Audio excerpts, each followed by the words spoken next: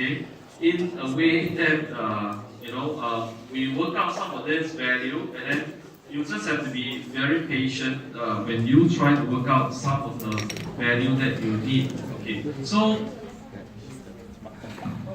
what happened here is your R is going to be the same, right? R is going to be either P times your P engine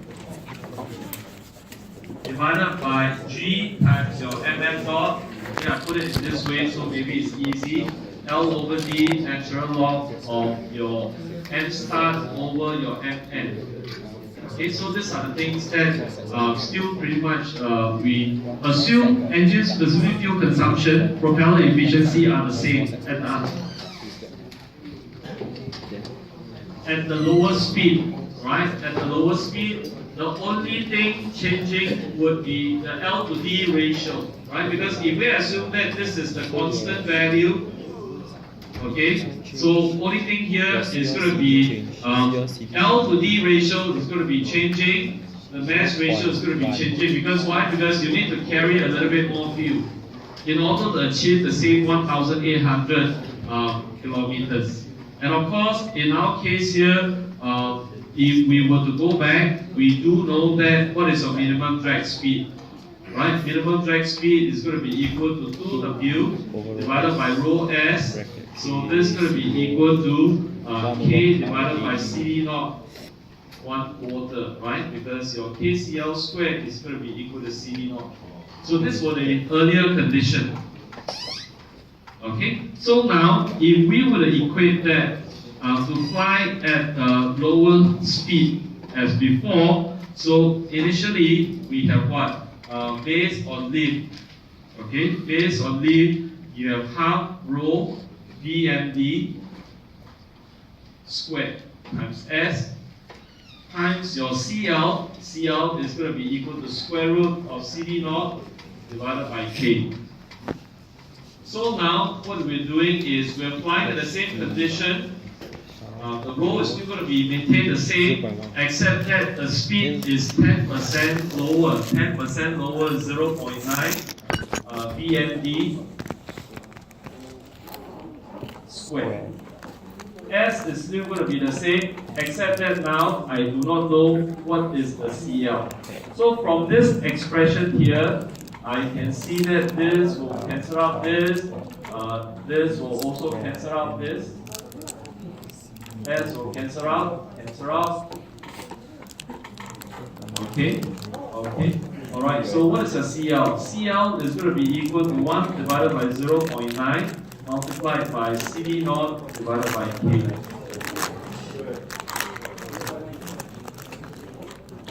Yes, very good. Dominic, well done. Hopefully you're as sharp in the exam. Okay, alright.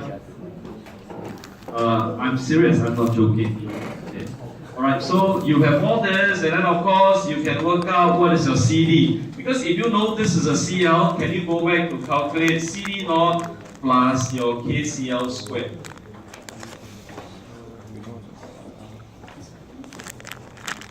Okay, you can actually work out to calculate. Because in our case here, I do not know what is a CD naught. Okay, I do not know what is a CD naught. I only know that I only know from this new condition now, this is a CL. So this is going to be equal to CD naught plus 1 divided by 0.9 squared. So K times your K, right? Okay, KCL squared. So you have a K here, and then you have KCL squared. So this is again is a square. Alright, and then this is CD naught divided by K, and oh, nicely cancel it out.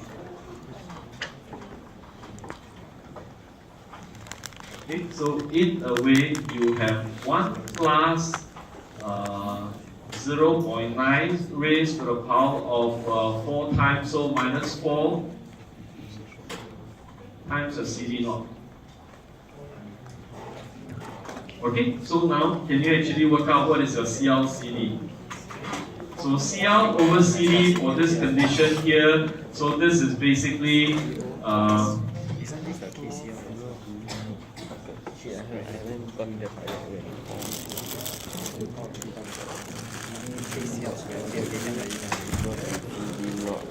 So this is your 1 plus 0.9 to the power minus 4 CD naught CL. When we work it out,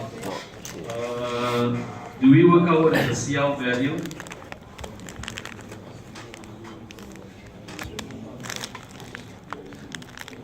Okay, CL value, you still have CL is going to be 1 divided by 0.9 squared, and then you have your CD naught divided by K.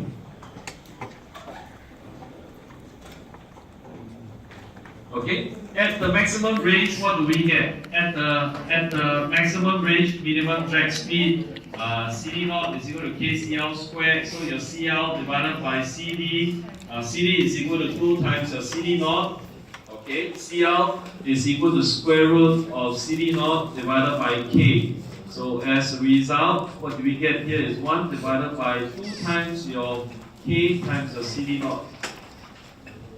Okay, so this one you can actually work it out. So this is, this one is, that's why I said you have to be very patient. 0.9 minus 4, and then it's the same thing. This is also this. K times your CD naught. Okay, alright, so you have this is the minimum drag.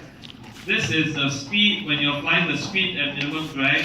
This is when you're applying at 90% of your minimum drag. This is your CL over your CD.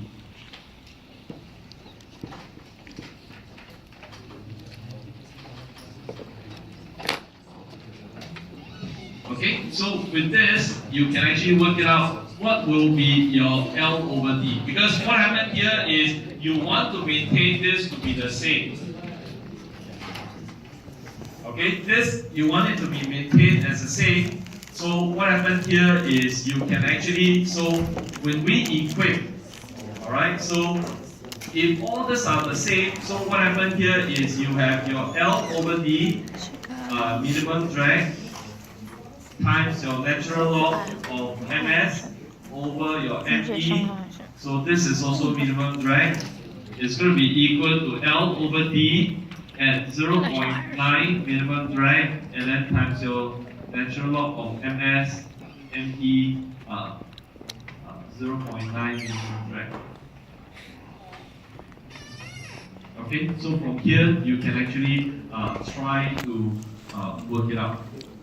How much more you need to actually carry, right? Because we do know that ME is equal to what? ME is equal to, earlier on you actually work out the value, right? Earlier on we actually work out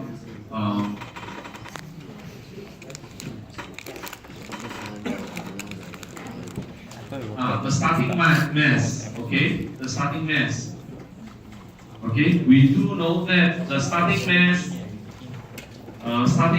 is equal to, we know what is the starting mass. So if we know the starting mass, we know basically what is the ending mass. Okay, so ending mass will be NS minus 250. So what happened now is your MS,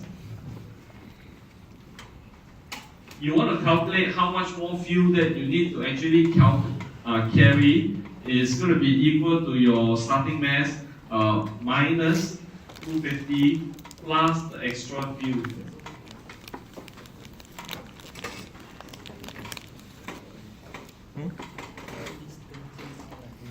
Okay, so we need to actually work out the new ratio for this. Okay, we need to work out the new ratio, and then from the new ratio, you can actually from here work out what is the fuel. All right.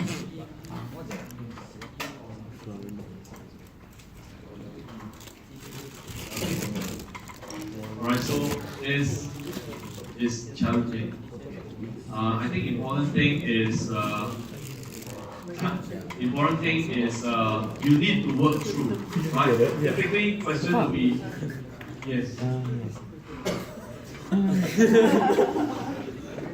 we're discussing the Alright, good. Okay, so question number 4. So this is for the takeoff on an aircraft, right? For the takeoff on an aircraft, we are considering the ground run along. So I think someone actually asked me about your slides basically already mentioned. So there was a landing flight, the ground run, free roll, ground run, all covered. But the flare, transition and all that, not covered. Okay, so same thing, similar to your takeoff. I think your ground run and all that will be covered. Okay, so if you take a look, takeoff on an aircraft, we are considering the ground run along the runway with the aircraft starting from standstill, accelerating to the rotation speed. Sketch a free body diagram and describe the 4 main contributions to the resulting force the aircraft will experience. So this one, sad to say that a lot of you all missed last year, right? People just cannot write. Very simple. What are the forces? You have the thrust, you have your friction, you have your weight, and then of course it depends on whether your runway is actually level or inclined. So draw a free body diagram and just indicate the 4 forces. Okay. So this one straightforward, followed by this. Hopefully, if you can write down, you know all the 4 forces, you should be able to do this. Okay. One thing is exam paper, there's a typo error. I think he put it the other way around. He put CL over CD. So just ignore it. It has to be C over CL because you multiply by CL outside. Okay, so actually CL is actually being factored out. So this has to be CD over CL. Okay, so this is the error in the exam paper from August also.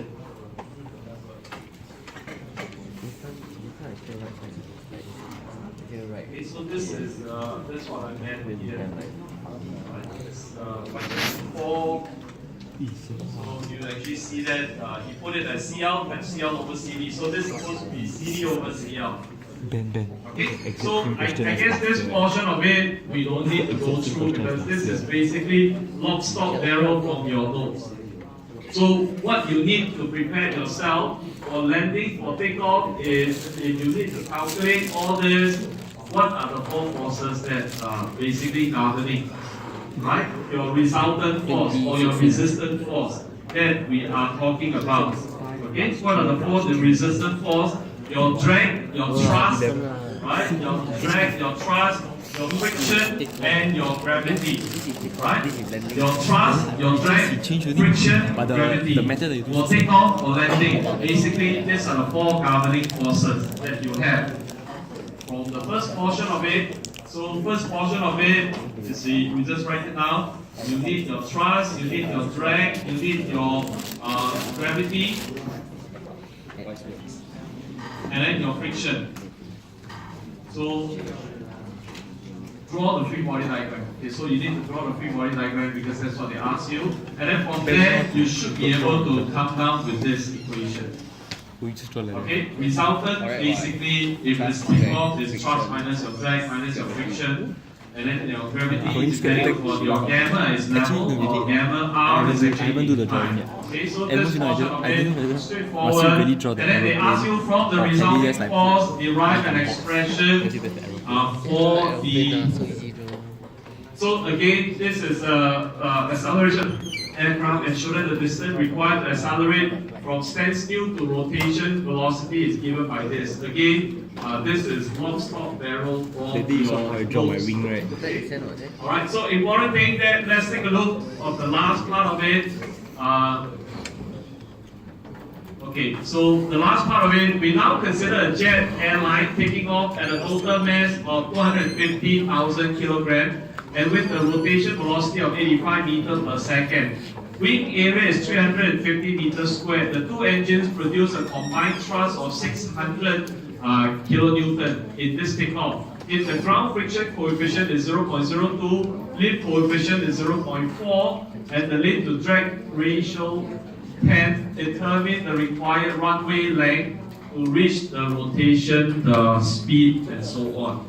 Okay, so this is a case where you are given all the information I think the first part of it should be quite straightforward because you are making use of this calculation, right? You're making use of this calculation. Your SG is equal to 2 over 2GD. Is that 9/11? 2GD natural log of your dVr squared plus your C minus your 1 over 2GD natural log C. So in this case here, actually this is actually quite straightforward in the sense that equation, everything given to you, please plug in the correct number.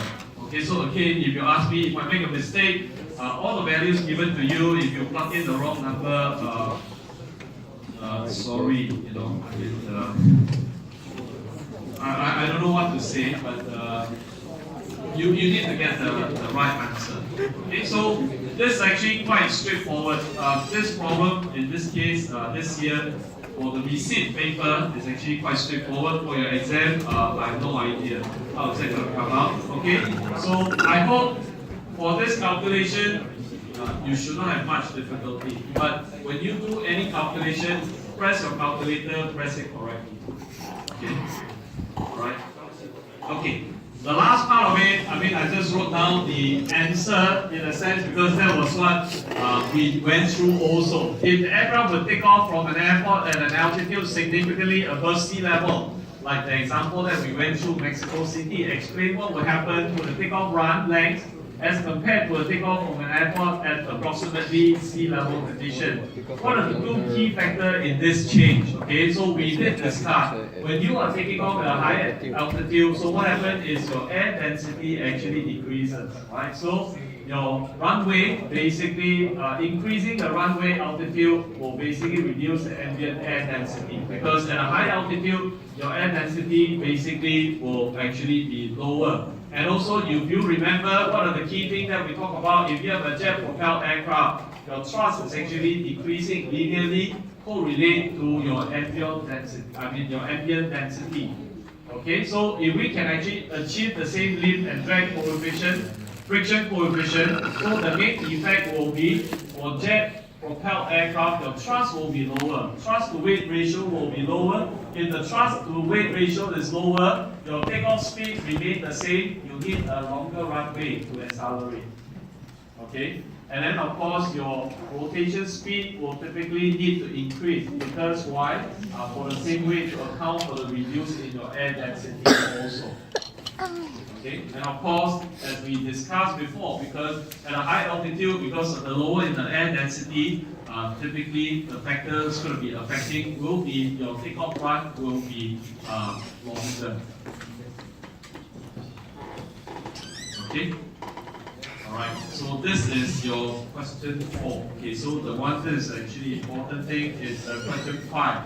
Okay. Question 5, as I mentioned, is actually quite straightforward. If you look at it, sketch a flight envelope of an aircraft expressed in terms of speed and load factor for each of the boundary. Clearly describe the nature of this limit. So if you remember, you have a structure limit, you have a stall limit, and of course you have your what is the name of the right? Well, you're very modest. Never exceed speed. Okay, so basically it looks something like this, right? So this is basically your speed, this is your load factor. Okay, so on top is your structure limit. Some of the problems that we looked at before, structure limit, we basically put it at 1.5 of your basically your maximum turn rate that you can actually achieve. And this on the left hand side here is your stall, and then this is on the right hand side is your never exceed speed.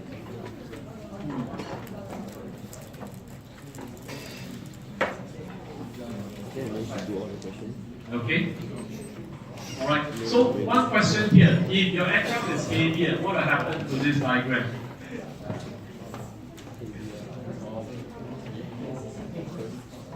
You will shift, right? You will shift. So if you have a heavier aircraft, typically, so what happens here is this will shift inward. Okay? Alright, so for the stall limit and so on. So this basically correlates to a heavier aircraft. Make sense? Because your speed is actually correlated to your weight or your mass. Okay? Alright, so this portion of it is important. And then of course show that the stall speed in steady level turning flight is related to that in straight and level flight conditions through the load factor. Okay, so this one, you can imagine, this one is how many marks? Let me check. This is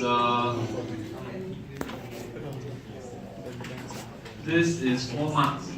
Okay, straightforward 4 marks.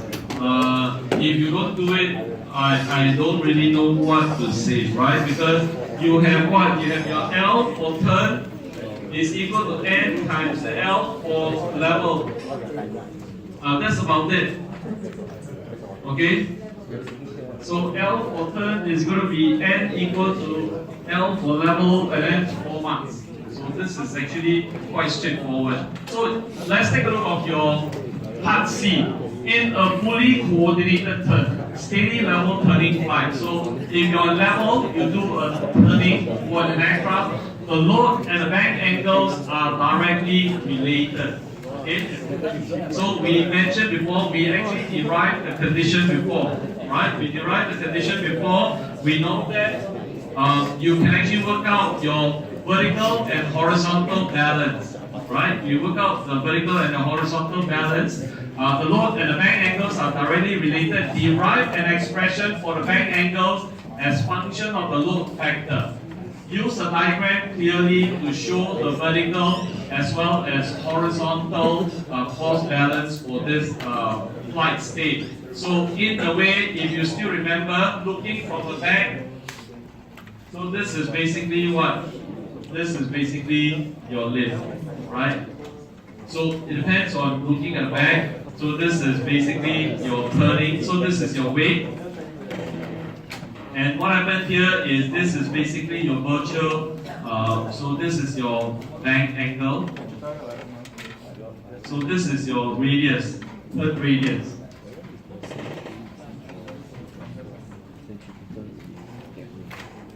Right? Okay. So this is the level turn condition, and when we work it out, you have your horizontal balance. So what happened here is in your horizontal balance. So in a way, this is basically your NL, right? So when we were looking at it, this is your NL for the turning condition. So when we work it out, you have your NL times your sine phi is going to be equal to your mass times your V squared divided by R. So this is your horizontal balance.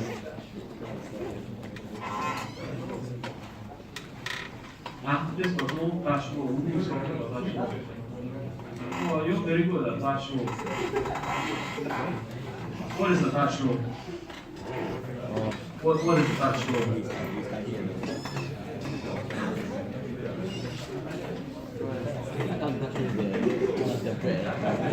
Oh, so the pilot, you're a pilot. Touch roll, you learn it in your second step. Okay. Touch roll basically is your lateral directional move. When you go into your second step, when you learn about various different modes, so in your longitudinal motion, you have your full void and your short period. Okay, full void and short period is basically things that full void is something that is happening in all the aircraft, but you don't really experience it. If you're very sensitive, you can actually experience it because it's a conservation of energy. Your full void mode because it's an interchange between altitude and speed. So aircraft typically will go up and down, up and down. So find at a constant altitude, though you're trying to maintain a constant altitude, your aircraft typically will be basically gaining altitude, losing speed, accelerate and come down. So because the period is actually very long, so you don't experience it.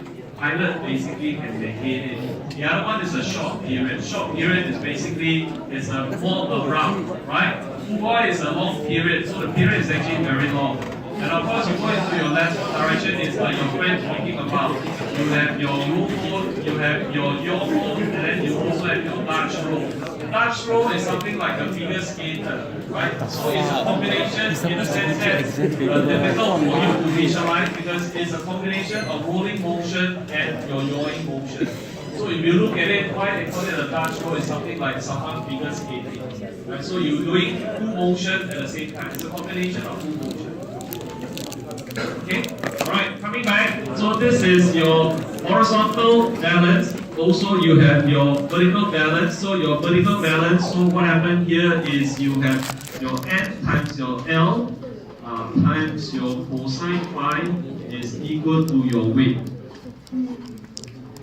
Okay, so from this equation here, straightforward, because L is equal to W, so the direct relationship from this equation we derive is N is equal to your cosine phi. Okay, so this is the direct relationship that they ask you. Bank angle as a function of load factor, so you can actually work it out based on that. So the last part of it, so you can actually see that this is 3 months. Okay, so this is 3 months. Draw a diagram and show a little bit in the 3 months. And then the last part of it, a military training aircraft is actually flying at 3,000 meter ISA altitude and a Mach number of 0.7. Okay, assuming a steady level turn is actually made. So a steady level turn is actually made at a load factor of 8 to determine the bank angle, the turn rate, and the turning radius. So from the equation here, okay, from this equation here, you can actually work it out what is your, from the equation, what we have obtained earlier on is the tangent phi is equal to V squared divided by GR. Okay, so from here you can actually work out because you are given the load factor is 8. So you have your cosine phi is equal to 1 over 8. So your turn angle is half cosine 1 over 8. Okay, so straightforward, you work out this, you know what is a phi angle, you know what is a speed, right? Speed, how do we calculate the speed? Speed is basically Mach 0.7. So speed is equal to Mach 0.7, and then you need to go back to the table to work out what is your local speed of sound, right? Your LSS. Okay, so straightforward, you have your V. V we can actually substitute in. You know your angle. You can work out what is your radius. So how do you actually work out your turn rate? Your turn rate V is equal to R omega. So omega is equal to V divided by R. So this is 6 months. So you can imagine, this one doesn't take 10 minutes to do it, you get 6 months. The rest of the thing, you go through ding dong, and then you got 3 months, 4 months. So that is why a lot of you actually miss question number 5. Question number 5 is actually quite straightforward in a sense. You should be able to do well for a lot of the exam. If you order to come to the back and take a look. Okay, maximum load factor determined by the small limit of the aircraft, even assuming it to be 10. And then you are given that this aircraft is actually at 3,000 meter, ISA 1.7, determine the maximum load factor achievable under the previous assumption with flying at 5,000. Yes.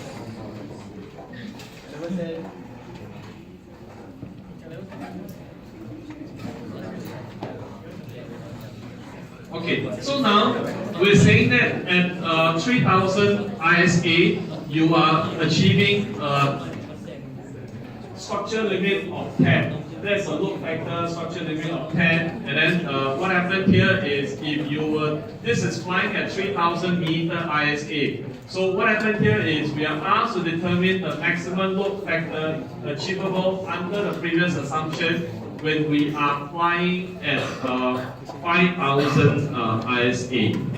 Okay, so if you're flying at 5,000 ISA, what is the maximum achievable load factor and so on? So what we need to do is we need to go back to calculate. Okay, so we have actually worked out earlier on your Vs Yeah, we late for class already. is equal to square root of n multiplied by Vs 1g. 11. Okay, To class already. alright. So when you work out what is the Vs 1g, because earlier on we have actually worked out the speed. Okay, we work out the speed during the turning. So if the turning you are actually given, you know what is the Vs 1g, it's going to be equal to 1 over square root of n multiplied by your Vs. SR4H. Okay, so in a sense, this is a stall speed in your level flight condition. So this is basically your level flight stall speed.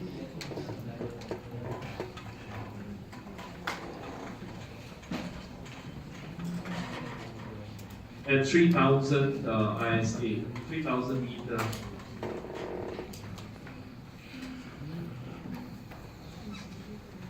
Okay. So now, if you're going to be flying at 5,000, so what you need to do is, when you're flying at 5,000, so what you need to actually use is the ratio, right? So now, what we need to actually calculate is Vs 1g at 5,000. So this is actually Vs 1g at 3,000. Okay, and what happened here is going to be your density ratio, right? So this is actually rho at 3,000. This is rho at 5,000, and then this is actually your Vs 1g at 3,000. Okay, so now you can actually find out what is your Vs 1g at. So this is basically your Vs 1g at 5,000. Okay, so now we know that when you are flying at the speed of Mach 0.8, 0.7. 0.7.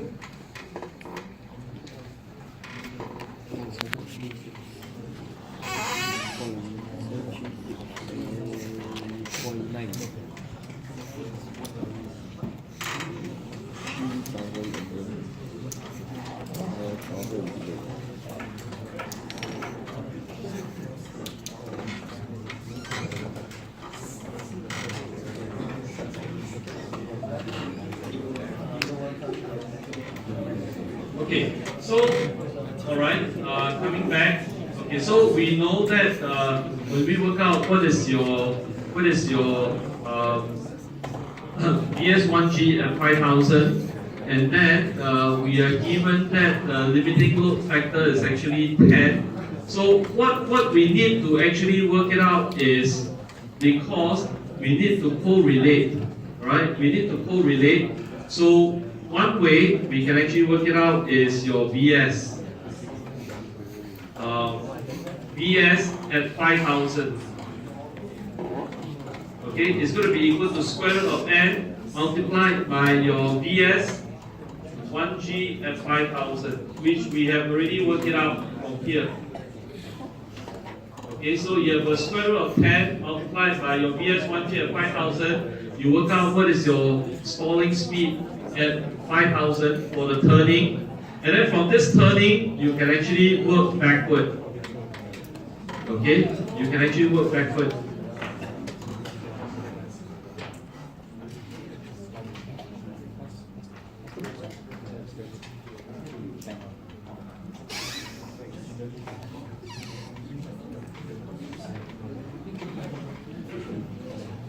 Oh, okay, sorry. The question basically said that you were given that the previous load factor is 10 for 3,000 meter ISA and Mach 0.7. So what we are asked to do is we are asked to determine the maximum load factor achievable under the previous assumption when flying at 5,000 meter ISA. Okay, So what we need to do for this is a little bit different when we work out this. So this is the value that we need to try to find out. Okay, this is the value that we need to try to find out. So in a sense that we can actually work out this is going to be correlate to your Mach number multiplied by your local speed of sound, right, at 5,000 meters. So this is basically LSS at 5,000 meters. Okay, so if we were to assume that the conditions to be basically similar, if the condition is basically similar, you are flying at 0.7 times your local speed of sound at 5,000, and this is going to be equal to square root of n multiplied by your Vs 1g at 5,000. Okay, so this value we have obtained. This value we can actually work it out. You can actually work out what is your n.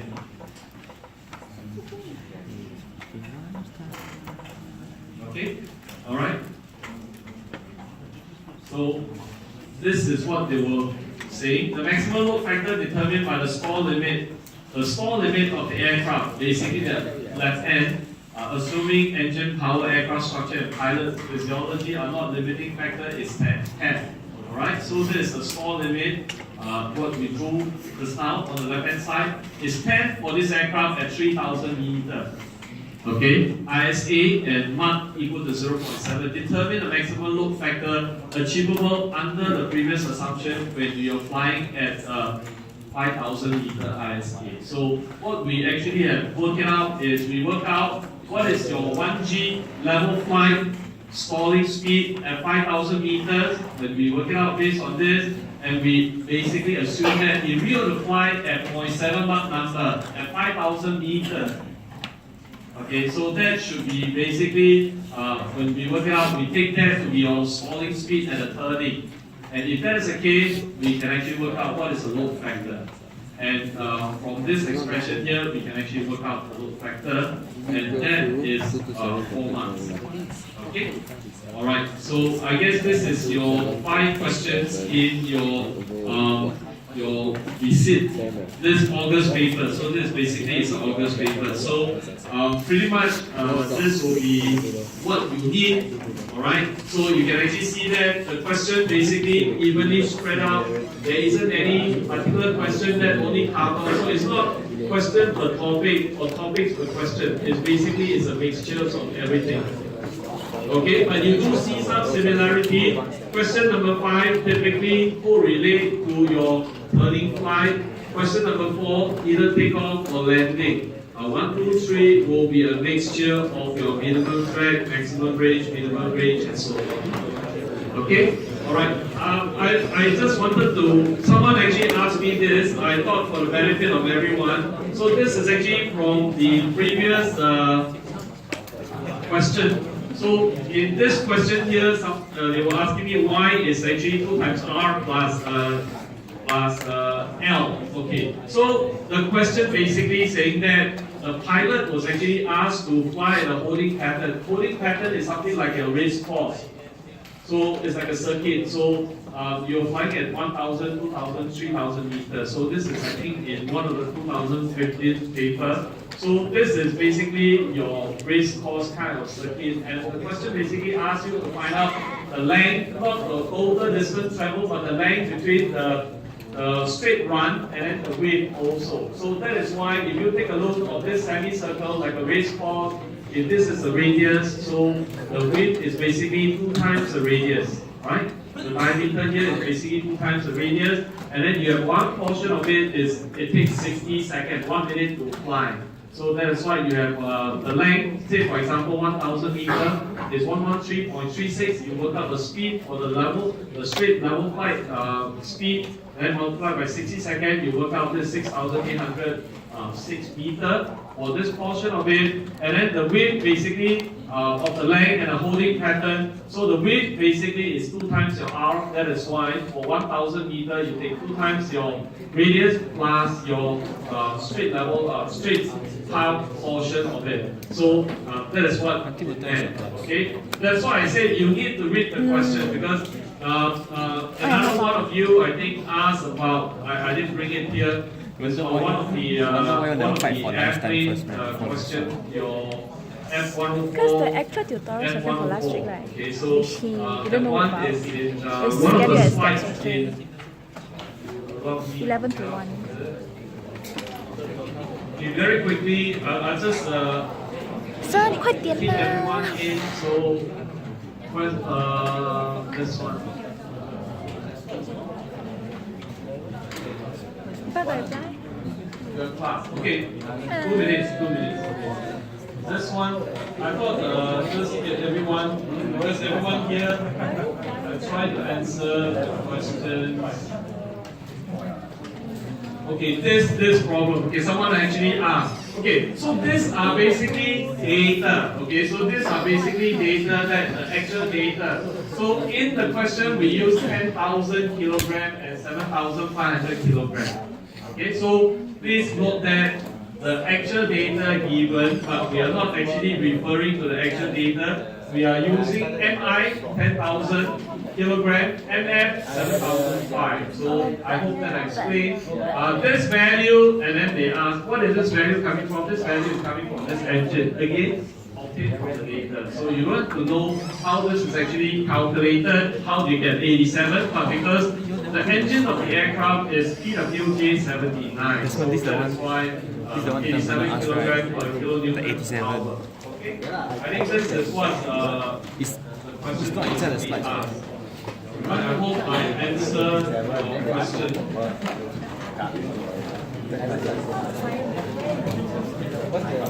Okay, alright, so if you have any more questions, just email me.